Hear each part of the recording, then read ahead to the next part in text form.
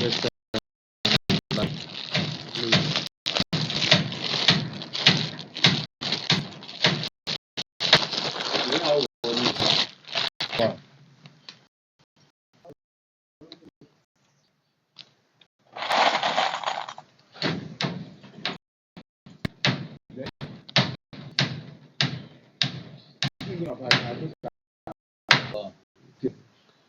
Oh, to think I another guy.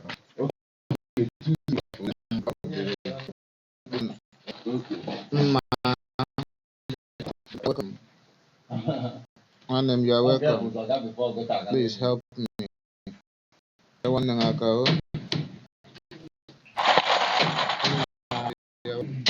Please double tap for me, please. Please double tap for me,